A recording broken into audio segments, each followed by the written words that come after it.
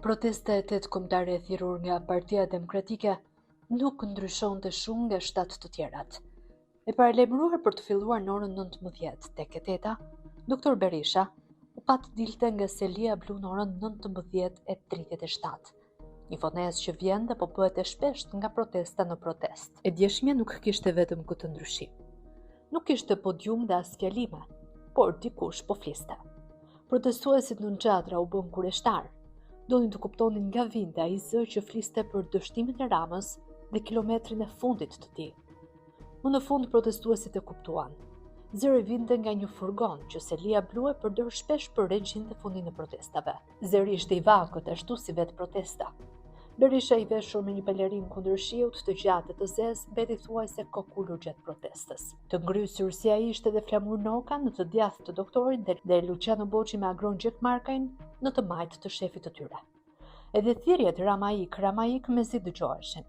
Derisa erdhi momenti që Berisha pa orën dhe i ktheu shpinën kryeministrisë, duke u bërë të ditur bashkëpunëtorëve vazhdimin e marshimit drejt Ministrisë së Brendshme. Pak pa shkuar atje, një autobot filloi të hedh ujë ndaj protestuesve, këta të fundit molotov dhe fishek zjarre, ndërsa Noka dhe Gazbarti po tentonin negociata me policët në kordon për të lejuar vazhdimin e marshimit.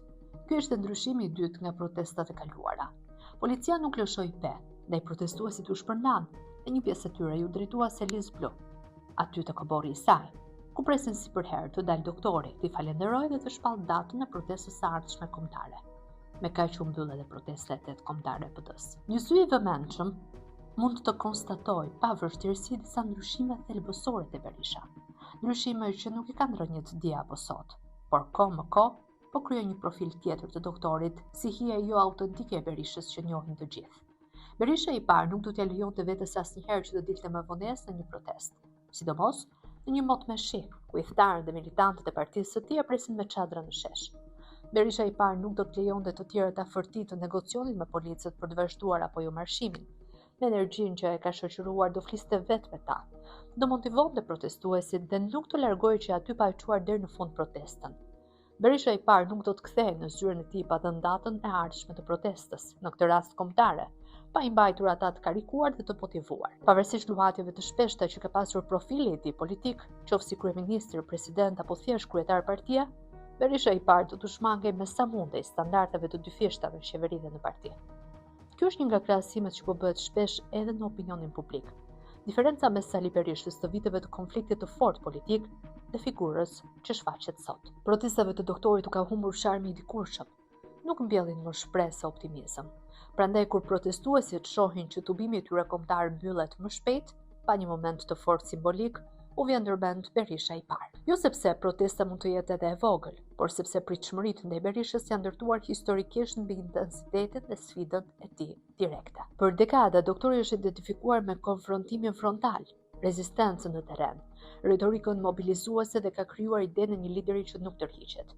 Ai e di shumë mirë se në politikë, sidomos për liderit me jetë të gjatë politike dhe publike si ai, energjia simbolike ka po aq rëndësi sa edhe organizimi real i një proteste. Mirëpo Berishës së sotëm i mungon edhe energjia simbolike. E vetmja energji që i ka mbetur është të jetë në krye të PD-s, të mos e lëshojë atë, për interesa tërësisht personale, familjare dhe juridike, siç thuhet kohët e fundit. Pas një dyshim që ka dhe arsye të tjera pse Berisha ka ndryshuar mbase me vetdijen e tij. Mosha dhe koha politike ndikojnë tek çdo lider. Një politikan si ai që ka qenë për vite e vite me radhë në qendër të betejave dhe sfidave politike, e ka më të vështirë të prodhojë të njëjtin efekt emocional si në kulmin e karrierës. Nga ana tjetër, shoqëria shqiptare ka ndryshuar. Protestat sot mobilizojnë më pak militantë dhe mbështetës me sa mblidheshin para 10 a 15 viteve. Ka dukshëm më shumë lodhje, cinizëm dhe mosbesim ndaj gjithë klasës politike. Megjithatë, kontrasti mes dy Berishëve duket i fortë. Nga një figurë me retorikë të fortë politike, sidomos në kontekste elektorale të përgjithshme apo dhe brenda partisë, doktori sotëm nuk ka shumë qëllime politike. Mbase një, ta mbaj fort Partinë Demokratike. Ndryshe nuk ka se shpjegohet refuzimi i kandidatëve për kryetar të PD-s, përfshir edhe Ervin Saljanin, që Berisha e konsideronte deri vonë të burgosur politik të Ramës. Ndihej pse. Skenari që pritej ndodhi. Doktori është kandidati i vetëm në zgjedhjet partijake që as më pak e as më shumë janë thjesht moniste. Pak kohë më parë, po doktori deklaronte: "I gjykoft historia ata që pranojnë dhe lejojnë zgjedhje me vetëm një kandidat, pa alternativë, zgjedhje moniste." Pak ditë më parë, po i njëjti lider historik politik i vlerësoi zgjedhjet moniste. Zgjedhjet me vetëm një kandidat janë më demokratike në botë, tha Berisha, duke fulosur një standard të dyfisht politik. Këto dy pohime përjashtojnë njëri tjetrin në mënyrë absurde. A është ndryshim konteksti? Fjala bie ndryshe, flasim në publik dhe ndryshe në parti? A është retorikë politike apo një riformulim midis Berishës dhe atyre që ka rreth rrotull? Ndoshta janë të gjitha këto. Ka një mospërputhje të qartë në mesazhet e doktorit që vetëm ai mund t'i shpjegojë. Mund të shpjegojë për shembull që ai po ndjek interesin e tij politik të çastit, kur një politikan i drejtuesi opozite i mungojnë alternativat të pse të shfaqen njëra pas tjetrës. Dhe ati në këtë rast. Por gjithsesi, ai është përfitues i të njëjtit mekanizëm. Thjesht e riformulon si legjitim kur i duhet. Berisha mund të shpjegojë se është vetëm një retorik dhe jo standard konstant. Pak shpjegim mua ka borxh njerëzve që ende i besojnë. Më e keqja është kur janë dy standarde të ndryshme në kontradikt të fortë me njëri tjetrin, dhe që lideri i përdor me vetdije. Domethënë ka një standard kur gjykon të tjerët dhe një tjetër kur gjykon veten, ose gjykon ndryshe kur brenda ka dhe interesin personal dhe ndryshe kur çështja është periferike për të. Tani pyetja ndër shumë të tjera që rëndon mbi PD-n dhe opozitën shqiptare nuk është nëse Berisha ka ende mbështetës, por ato që i ka, ai mban dot me shpresë dhe optimizëm.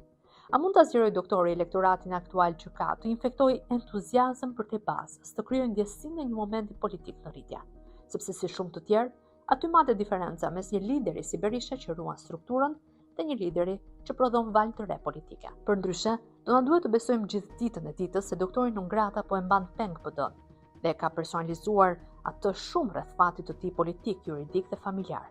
Dhe jo vetëm PD-n. Një opozitë e dobët, pa shpresë, pa ide, pa alternativë nuk i duhet askujt. Doktor, ose zgjohet PD-n dhe opozitën, ose shkon në shtëpi dhe shijoj më së miri vitet e pleqërisë. Në fund të fundit të gjithë plakën një ditë, por jo pa dinjitet.